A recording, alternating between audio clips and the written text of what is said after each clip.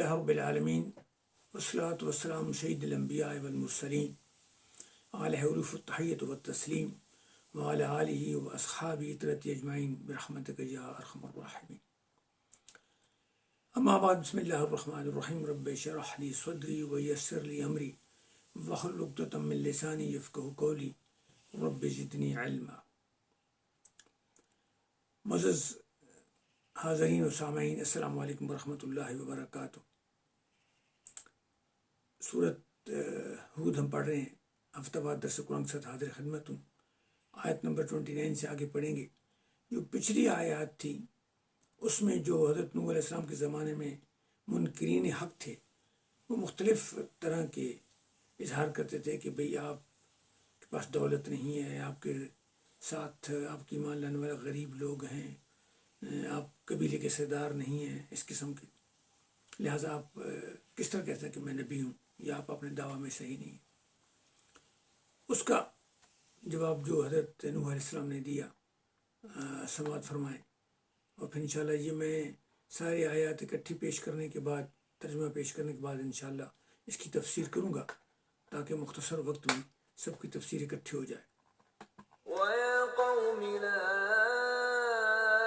أَسْأَلُكُمْ عَلَيْهِ مَالًا إِنْ أَجْرِيَ إِلَّا عَلَى اللَّهِ وَمَا أَنَا بِطَارِدِ الَّذِينَ آمَنُوا إِنَّهُمْ مُلَاقُو رَبِّهِمْ وَلَكِنِّي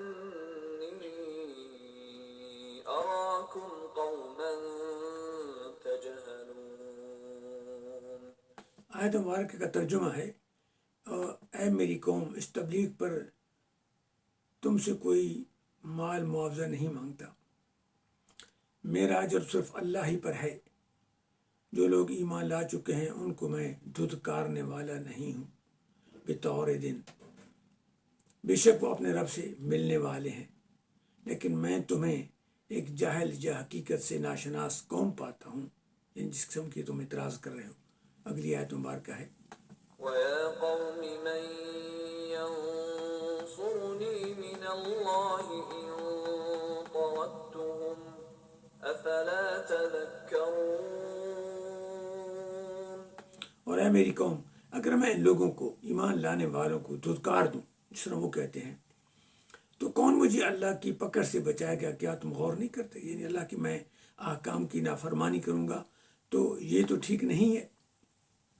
اگلی آیت مبارکہ ہے: وَلَا أَقُولُ لَكُمْ عِنْدِي خَزَائِنُ اللَّهِ وَلَا أَعْلَمُ الْغَيْبَ وَلَا أَقُولُ إِنِّي مَلَكٌ وَلَا أَقُولُ لِلَّذِينَ تَزْدَرِي أَعْيُنُكُمْ لَن يُؤْتِيَهُمُ اللَّهُ خَيْرًا اللَّهُ أَعْلَمُ بِمَا فِي أَنفُسِهِمْ إِنِّي إِذًا لَّمِنَ الظَّالِمِينَ. آیت مبارکہ کا ترجمہ ہے: اور میں تم سے نہیں کہہ رہا ہوں کہ میرے قبضہ میں اللہ کے خزانے ہیں. یہ وہ کہتے ہیں نا، آپ پاس دولت نہیں ہے، اور نہ میں غیب کی ساری باتیں جانتا ہوں کہ میں تمہیں بتاؤں کہ فلاں دن عذاب آئے گا. اللہ کی حکمت ہوتی ہے عذاب کا پتہ نہ لگنے میں، تاکہ لوگ اس سے، ایک تو خوف زیادہ پیدا ہوتا ہے، دوسرا توبہ سے وہ ان کا استحقاق بن جاتا ہے عذاب سے بچنے کا. اس لیے قیامت کو بھی پوشیدہ رکھا گیا. اور نہ میں تم سے یہ کہہ رہا ہوں کہ میں کوئی فرشتہ ہوں. یعنی یہ بتایا کہ میں یہ نہیں کہہ رہا کہ میں کوئی فرشتہ، میں انسان ہوں تمہاری طرح بھائی. اور انسان ہونا نبی کا بہت بڑا اعزاز ہے، کیونکہ بحیثیت انسان وہ جو مشکلیں اٹھاتے ہیں، جو اپنے فرائض انجام دیتے ہیں، وہ انسانی عظمت کے مقابلے میں، انسان کی استعداد کے مقابلے میں اعلیٰ ترین مقام ہے. اگر کسی نبی کو آپ بشریت سے نکال رہے ہیں تو آپ نبی کی در حقیقت بے قدری کر رہے ہیں. کیوں؟ کہ جو بشریت کی اعلیٰ ہمت ہے، جس کو فرشتے بھی نہیں پہنچ سکتے، اس سے آپ ان کے درجے کو کم کر رہے ہیں. لہٰذا یعنی بشریت کوئی موانع نہیں ہے. بار بار قرآن مجید میں اس کا ذکر کیا گیا. پھر فرمایا: اور جن لوگوں کو تمہاری نگاہیں حقیر سمجھتی ہیں ان کے بارے میں بھی یہ نہیں کہہ سکتا کہ اللہ تعالیٰ انہیں کوئی بھلائی عطا نہیں کرے گا. یعنی اگرچہ دنیا میں ان کے پاس مال نہیں ہے، وہ کمزور ہیں، ان کے پاس دنیاوی طاقت نہیں ہے، لیکن اللہ نے انہیں اور بڑی طاقتیں اور بڑی نعمتیں دی ہوں گی. لہٰذا تم انہیں جو حقیر سمجھتے ہو وہ صحیح نہیں ہے. ان کے دلوں میں جو کچھ ہے اسے اللہ سب سے زیادہ جانتا ہے. لہٰذا ان کے دل جس قدر عظیم ہیں، جس قدر عظمت رکھتے ہیں، تم نہیں جانتے. وہ بہت بڑی عظمت والے لوگ ہیں. اگر میں اس کے بارے میں ایسی بات کہوں تو میں بھی ظالموں سے ہوں. یعنی اگر میں بھی ان کو حقارت سے ٹھکراؤں جیسا تم کر رہے ہو تو میں بھی ظالموں میں سے ہو جاؤں گا. یعنی یہ میں انشاءاللہ گزارش کروں کہ اس کے مقاصد کیا ہیں. اگلی آیت سماعت فرمائیں. قالوا يا نوح قد جادلتنا فأكثرت جدالنا فأتنا بما تعدنا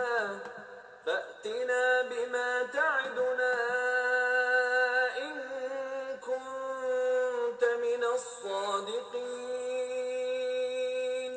اور انہوں نے کہا کہ اے نوح، آپ نے بہت بحث کر لی ہم سے اور ہم نے بھی تم سے بہت بحث کر چکے. یعنی نوح کی بڑی طویل مدت تھی تبلیغ کی. اگر تم سچے ہو تو لے آؤ غضب جس کی تم دھمکی دیتے ہو، تعدنا جس کا تم ہمیں وعدہ کرتے ہو. اگر تم نے یہ کام نہیں کیا تم پہ غضب آئے گا تو لے آؤ تم. پھر حضرت نوح نے جو جواب دیا اگلی آیت مبارکہ میں. قال إنما يأتيكم به الله إن شاء وما أنتم بمعجزين. فرمایا کہ انہوں نے کہا کہ غضب جو ہے یہ اللہ تمہارے طرف اللہ تعالیٰ اپنے پاس سے لے آئے گا جب چاہے گا. انشاء جب چاہے گا اللہ تعالیٰ لے آئے گا. یعنی وہ کسی انسان کی بس کی بات نہیں ہے. اور تمہیں معجزین، تم اس غضب سے اپنے آپ کو بچا نہیں سکو گے، یعنی بچنے والے نہیں ہوگے. لہٰذا تمہاری غضب کی جو طلب ہے تمہارے لیے بہت نقصان دہ ہے. اگلی آیت مبارکہ ہے. My advice will not benefit you much. ولا ينفعكم نصحي إن أردت أن أنصح لكم إن كان الله يريد أن يغويكم هو ربكم وإليه ترجعون. حضرت نے فرمایا کہ میں اگر تمہاری خیر خواہی بھی چاہتا ہوں تو میری خیر خواہی تمہیں فائدہ نہیں دے گی. کیوں فائدہ نہیں دے گی؟ کہ تم میری دعوت پہ عمل نہیں کر رہے ہو، میری دعوت پہ غور نہیں کر رہے ہو، ایمان نہیں لا رہے ہو. لہٰذا میں جتنی بھی تمہارے لیے اخلاص سے تمہاری بھلائی کے لیے تمہیں دعوت دے رہا ہوں، تبلیغ کر رہا ہوں، تمہارے لیے کوئی فائدہ نہیں ہے. اور اگر اللہ نے آپ کے لیے یعنی تمہاری ضد کی وجہ سے گمراہی کا ارادہ فرما لیا ہے کہ تمہاری ضد کی وجہ سے، تمہارے نہ ماننے کی وجہ سے، تو وہی تمہارا مالک ہے، وہ تمہارا رب ہے اور تمہیں اسی کی طرف لوٹ کے جانا ہے اور وہی تمہیں اس کی سزا دے گا. اگلی آیت مبارکہ ہے. Or do they say he made it up? أم يقولون افتراه قل إن افتريته فعلي إجرامي وأنا بريء مما تجرمون. وہ کہتے ہیں کہ افطرا، کہ یہ تو کلام ہے جو تم ہمیں نبوت کا دعویٰ کر رہے ہو، اللہ کے احکامات بتا رہے ہو، یہ سارا افطرا ہے، یہ غلط بات ہے، یہ خود گھڑی ہوئی چیزیں ہیں. آپ نبی ان سے کہہ دیجئے کہ اگر یہ میں نے افطرا کیا افطرت ہوں تو اس کا جو جرم ہے فعلی اجرامی، تو اس کی جو سزا یہ جرم ہے میرے اوپر ہوگا اور میں بری ہوں اس سے جو تم جرم کر رہے ہو. لہٰذا اگر یہ میری بات ہے تو تم اس سے بری ہو، میں اس کا خود خدا کے سامنے جواب دے ہوں.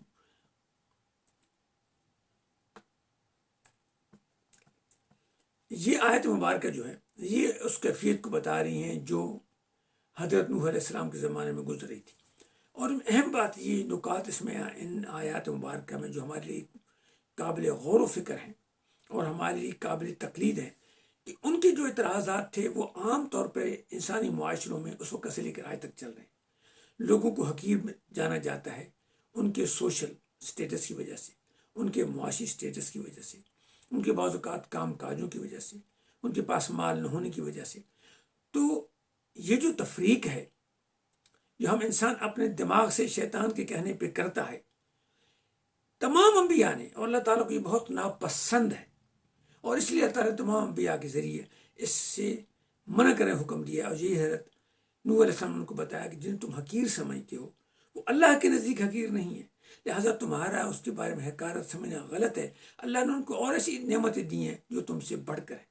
صبر ہے، شکر ہے، آخری جہان میں ان کا مرتبہ ہے، ان کی مسلسل جدوجہد کی استعداد ہے. تو یہ بڑی اہم چیز ہے. اور ایک چیز جو اس میں اہم ہے وہ یہ ہے کہ جو تبلیغ ہے اس کا معاوضہ جب لیا جائے گا، خواہ وہ نعت ہو، خواہ وہ تقریر ہو، خواہ وہ امامت ہو، خواہ قرآن مجید کا پڑھانا ہو، یہ 4 باتیں. باقی فقہ آپ نے پڑھانا ہے، کوئی لینگویج آپ نے پڑھانی ہے، کوئی سبجیکٹ ادر آپ نے اس کو پڑھانا ہے، اس کی باقاعدہ آپ کو اجازت ہے. اس کی اسلام میں نبی صلی اللہ علیہ وسلم کے مطابق اور پہلے جو ہمارے 300 سال گزرے ہیں اس کے مطابق یہ منع تھا. یہ اخلاص کے خلاف ہے. وقت آپ کا لگتا ہے اس میں. آپ دیکھ لیں، اگر آپ نماز کے لیے کتنا وقت ہے؟ آدھا پونا گھنٹہ ہے سارے دن کا، تو آپ اپنا دوسرا کام کر لیں. کیونکہ اگر آپ اس کا معاوضہ لیں گے، حکمت اس کی یہ ہے کہ اگر آپ معاوضہ لیں گے تو آپ کی جو سماجی یا معاشی آزادی ہے وہ آپ کے افکار پر اور آپ کے اعمال پر اثر انداز ہوگی. دیکھیں نا، لوگ حاضری فوراً دیتے ہیں کیوں کہ بھائی ویج کٹ جائے گی، لیٹ نہیں ہوتی کیونکہ بھائی ہماری ایبسنٹ لگ جائے گی. یہ ایک سسٹم ہے. تو جب آپ دنیا میں اس کا معاوضہ لے رہے ہیں تو پھر قیامت کے دن آپ کے معاوضے کے استحقاق بڑا مشکوک ہو جائے گا. اللہ تعالیٰ فرما سکتے ہیں کہ بھائی تم نے شہرت لے لی، عزت لے لی، دولت لے لی، تم نے تو اس کے لیے کیا، میں نے تمہارا معاوضہ دے دیا، اب لہٰذا اس دنیا میں تو بات نہیں ہے. لیکن جو اس کا معاوضہ نہیں رہے، تمام انبیاء نے یہ کہا، تمام انبیاء کی آپ تعلیمات کو دیکھو، یہی کہا کہ ہم معاوضہ نہیں لیں.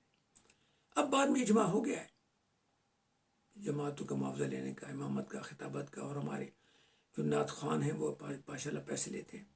تو یہ کوئی اصولی طور پہ بڑی معیوب بات ہے. لیکن چونکہ پرانے زمانے میں لوگ گانے والوں کو پیسے دیتے تھے، ان کا پیشے سے ہی ہوتا تھا، تو وہ تو انٹرٹینمنٹ کی وجہ سے لیتے تھے، مذہب کی وجہ سے نہیں دیتے تھے. انٹرٹینمنٹ بھی، کوئی جوک کر رہا ہے، کوئی فلم آپ کو دکھا رہا ہے، کوئی گانا دکھا رہا ہے، کوئی ڈانس دکھا رہا ہے، کوئی گیم دکھا رہا ہے، تو انٹرٹینمنٹ کے لحاظ سے وہ کر لیتے ہیں. لیکن مذہب کا تعلق انٹرٹینمنٹ سے نہیں ہے. مذہب کا تعلق اور چیزوں سے، روحانیت سے، آپ کے فرائض سے، اللہ تعالیٰ کے اظہار کے شکر سے، اس کے احکام کی پابندی سے. لہٰذا دونوں کا جو پیراڈائم ہے مختلف ہے، اس لیے دونوں کے احکامات بھی مختلف ہیں. دونوں کو آپ پر مثال ملانا گویا کہ ایپل اینڈ اورنجز کا کو ایک جیسا کہنا ہے. یہ اس میں ہے. تیسرا یہ ہے کہ تبلیغ میں آپ کو تشدد نہیں کرنا چاہیے کہ اگر تم میری بات نہیں مانتے ہو، افنلزمکموہا، پہلے فرمایا گیا کہ ہم تم پر یہ لازم نہیں کریں گے. اگر تم نہیں مانتے ہو نہ مانو، تمہاری مرضی. میرا کام تو تمہیں پہنچانا. ہم کہتے ہیں کہ وہ ما علینا الا البلاغ المبین، ہمارا واضح طریقے سے آپ پر پہنچانا کہ آپ کو سمجھ آ جائے، ہمارا فرض ہے. آپ قبول کرتے ہیں تو ٹھیک ہے، آپ قبول نہیں کرتے ہیں تو آپ کی مرضی ہے. اس کی جواب دہی آپ دیں گے. اللہ نے آپ کو اختیار دیا ہے اور یہ اختیار آپ کی عظمت ہے. تو یہ پوائنٹ بڑے اہم ہے. تو مقصد یہ ہے کہ یہ جو آیات مبارکہ یہ ہمیں بتا رہی ہیں کہ عام طور پہ ان کا جو محرک ہے، پتہ کیا ہوتا ہے؟ وہ سماجی عزت ہوتی ہے آدمی کی، سماجی تکبر ہوتا ہے، سماجی اس کی قوت ہوتی ہے. تو اس وجہ سے آدمی دوسری پر تو ریجیکٹ کرتا ہے. تو اس چیز کو اسلام نے بڑا منع کیا. حضور اکرم صلی اللہ علیہ وآلہ وسلم نے آخری حجۃ الوداع میں بڑا فرمایا کہ کسی انسان کو کسی انسان پہ کوئی فوقیت نہیں ہے، نہ زبان کی، نہ نسل کی، نہ رنگ کی، نہ قوم کی، نہ دولت کی. اگر ہے نہ حسن و جمال کی، اگر ہے تو اچھے اخلاق اور اچھے اطوار کی ہے. کیونکہ اچھے اخلاق اور اطوار سے آپ کے معاشرے میں فائدہ پہنچتا ہے. تو اس لیے فرمایا کہ تمام جو آدم ہے وہ مٹی سے ہیں. حضرت آدم کی اولاد ہیں. حضرت آدم مٹی سے تھے. مٹی دیکھنا زمین پر ہوتی ہے، ہمارے پاؤں کے نیچے آتی رہتی ہے. تو یہ مقصد یہ تھا کہ جو فخر ہے، افتخار ہے، وہ نہیں کرنا چاہیے. تکبر، اللہ نے فرمایا کہ میری چادر ہے. جو تکبر کرتا ہے کہ گویا میری چادر کھینچ رہا ہے. تو جو ضد ہے اس کی یہی اسباب ہے. تکبر ہے، طبقاتیت ہے، اور انسان کے اندر غرور ہے. اس وجہ سے وہ ضد کرتا ہے، اور جب ضد کرتا ہے تو وہ گناہ گار ہو جاتا ہے. شیطان اس کے دماغ پہ چھا جاتا ہے اور حقیقت سے محروم ہو جاتا ہے. اللہ تعالیٰ آپ کو اور مجھے اسلام پر چلنے کی توفیق عطا فرمائے، ہمارے گناہوں کو معاف فرمائے. امت مسلمہ کو عادل اور نیک حکمرانت عطا فرمائے، اور ہمیں اسلام کا پیغام محبت کے ساتھ، پیار کے ساتھ اپنے حلقہ اثر تک پہنچانے کی توفیق عطا فرمائے، اور ہماری خطاؤں کو معاف فرمائے۔ ربنا تقبل منا انک انت السمیع العلیم۔ اللہ ساری ہماری کوششوں کو، سننے والوں کی کوششوں کو، بیان کرنے والوں کی کوششوں کو منظور مقبول فرما، اور ہمارے گناہوں کو معاف فرما۔ ہمیں انسانیت کی خدمت پیار سے، محبت سے، بھلائی سے کرنے کی توفیق عطا فرما۔ وصلی اللہ تعالیٰ علی خیر خلقہ محمد وعلی آلہ وصحبہ اجمعین۔ انشاءاللہ اگلے ہفتے ملاقات ہوگی۔ السلام علیکم ورحمۃ اللہ وبرکاتہ۔